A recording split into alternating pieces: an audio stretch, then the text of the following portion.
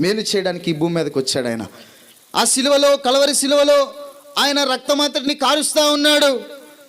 ఆయన యొక్క సిలువలో కోడాలతో కొట్టించుకొని, 2 చేతులు మేకులు కొట్టించుకొని, తలపైన ముళ్ళ కిరీటం పెట్టించుకొని, పక్కలో బల్లపోటు పొడిపించుకొని ఒక వ్యక్తి అడుగుతున్నాడంట సిలువ దగ్గరికి వచ్చి, అరే ఏంట్రా, నిన్ను కొడితే రక్తం వస్తుంది, నన్ను కొడితే రక్తం వస్తుంది, యేసుక్రీస్తు ప్రభువా ఆయన దేహం అంతా కొట్టారే, ఒంటి నిండా గాయాలు, చూస్తే తలపైన ముళ్ళ కిరీటం పెట్టారు, అరే ఏంట్రా యేసు ప్రభు దేహం నుంచి రక్తం రావట్లేదు. ఏమొస్తుంది? ఆయన దేహంలో నుంచి నీరు వస్తుందండి. ఆఖరి రక్తపు బొట్టు వరకు కూడా ఆయన దేహం నుంచి రక్తము కాకుండా, రక్తం అయిపోయిన తర్వాత ఏమొస్తుంది? మానవుని యొక్క దేహంలో నుంచి నీరు కారుస్తా ఉన్నాడు యేసు ప్రభు వారు. ఎవరైనా చేయగలరా ఇంత బలియాగం?